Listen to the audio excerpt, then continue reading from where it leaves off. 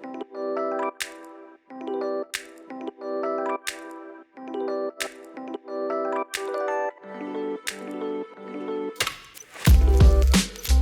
and welcome to episode 10 of our Women in Business series. I'm Becca Peppiatt, Marketing Manager at Proctor and Stevenson, and today we're sitting down with Sallie Court, who is one of our directors for P+S Technology. This is part 2 of our Women in Business Technology specials, where we're going to find out about her career journey and her experiences as a woman in the technology industry.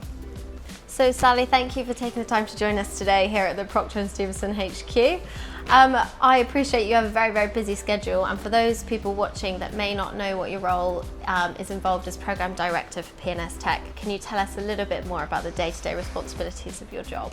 Okay, well, there's no day that's the same to start with. I oversee all of the programmes of all of our digital projects, supporting all of my team with the project managers and business analysts. I help solve business problems with a kind of a technical solution, but I'm generally the go-to person that knows most things about what's going on. So obviously you oversee a huge variety of client projects. Can you talk to us a little bit more about any exciting projects that you're working on at the moment? I was thinking about this question, and it's very difficult to actually say what we do because we're under NDA for most of the things. So, but what I can say is that we are in the process of a very large digital transformation with one of our clients. With the pandemic, that has changed the landscape of the business of seeing the value in a digital solution. So that's very exciting because that covers many aspects of their business. We also have lots of other things to do with our AWS partnership and things like that that's very exciting at the moment. So, yeah. For those people watching that might not know what AWS is, can you just explain what that means? Amazon Web Services. So this is all our kind of cloud services of our applications. So it's kind of, I've been told not to call it hosting by our technical director. It's far more than that. Yeah. But our partnership is very important and is growing. So it's all very exciting of where that's going. Okay, lovely. And what do you enjoy about working in the tech industry? I suppose, like I just said, it's no day is the same, and it's continually learning. I started off as being a developer many years ago, and now obviously I'm involved more in the business side of it, but everything is always evolving. And what we thought we were going to do 5 years ago, we're a whole different ballgame of what we're doing now. So yeah, never a day is dull. So you kind of answered what my next question was going to be, but what drew you to work in the tech industry originally at the start of your career? Well, I suppose I was always into maths, actually. So as a child, I was always very mathematical. I had, many of our older people that may watch this may remember, I used to have a ZX81 computer where I learned how to program on, and I was always interested of how those things kind of worked and broke down. So it was just a natural kind of interest in it, really. I wasn't really into it for the job, because those days maybe tech wasn't really a valid career, but because it hadn't started yet, really. But yeah, definitely the programming side of it was always, how do these things work? Okay, now it's no secret that the tech industry in general is very male dominated. Why do you think this is?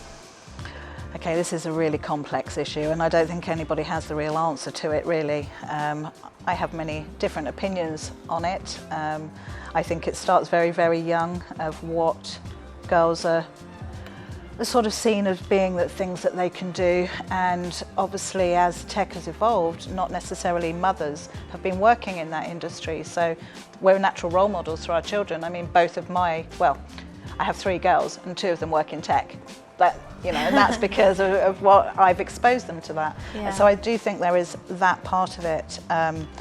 They need to know that it's a valid industry for a woman and not have to fight, and I think that's it goes down to the fact that in a toy shop there are things that are pink for and you're into hairdressing not saying that that's not a valid career, but things like that for your child, rather than in the boys section you've got, here's how electronic system works, or here's a robot, and things like that. So it starts very young on those kind of choices that parents make or the children feel that they can make, I think.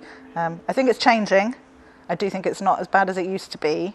But yeah, I think we need to get them while they're young and see the validness of the career, really. Yeah, I think that's completely true. And I remember that from when I was younger as well, down to even the toys that your allowed to play with, it then trickles into what people study, and you do see those patterns in industries for tech and engineering, and I think there's definitely similarities there. I know, it just needs to be seen as being an okay choice and not a male choice.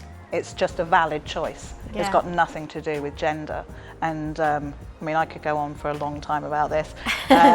Luckily, my girls have always seen that they can do anything is possible, and it doesn't matter what gender you are. Yeah, it should 100% be based on skill set rather than gender. Oh, and I think that comes down to any profession, not just technology. I think progression in workplace, everything, it should just all come down to take demographics out of it. It should be purely skill set.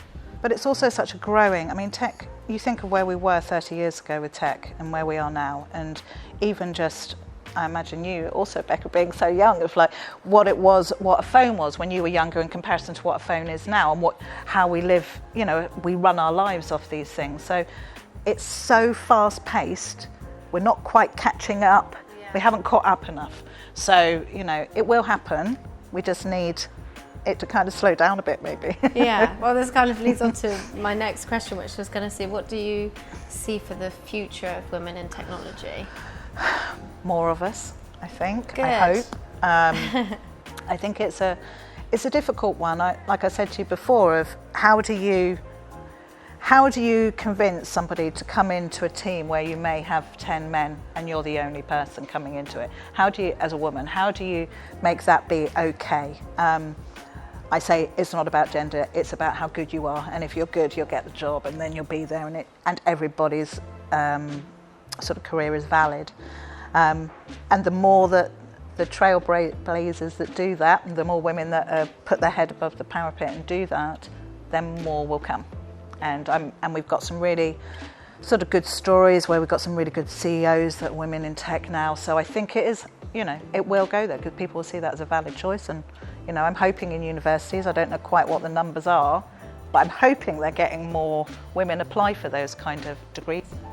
Yeah, as you said, hopefully the ball is rolling now, and it will be kind of that snowball effect of the more women that come in, the more it is an appealing field.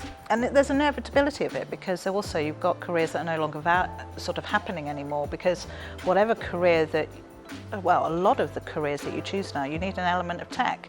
You need to know how to use an email, you need to know how to do this. Where before maybe you didn't need to sit in front of a computer, but now you need to know how to operate one, just to do whatever job. Even if it's a GP, you need to sit there and know how to use the computer to talk to your sort of your customer, well, not customer, but... No, 100%, Yeah. It's embedded in pretty much whatever field I think you work in now. There will be some form of technology there, so some Can't level escape it. Yeah, foundation of understanding has to be there. Yeah. For the women watching this, I mean, hopefully, and I believe that, you know, you will be an inspiration to a lot of women watching this wanting to get into the tech industry. What advice would you have for women that are looking to break into the tech industry?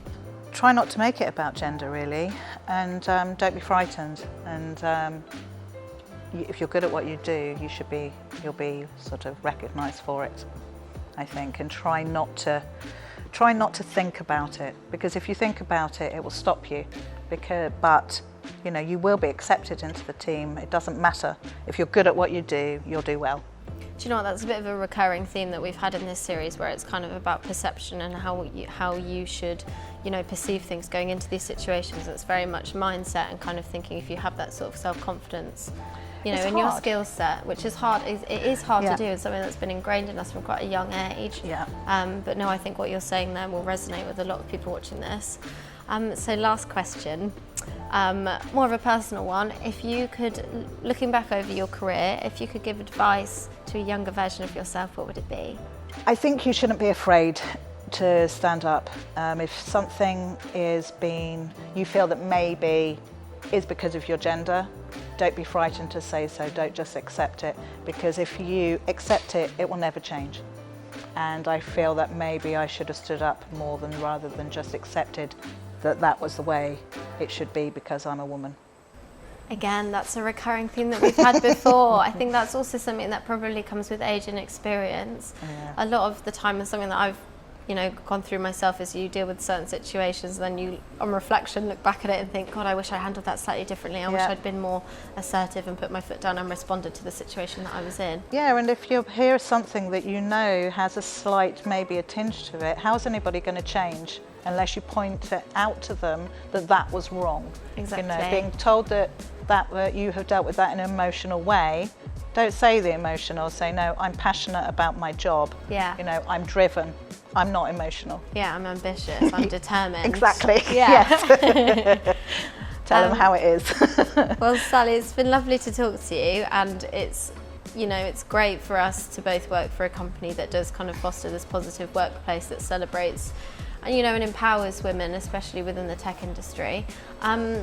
I'm aware that you may have a few job vacancies going in your team at the moment. For anyone watching this, do you want to talk about that a little bit? Oh yes, I need some project managers.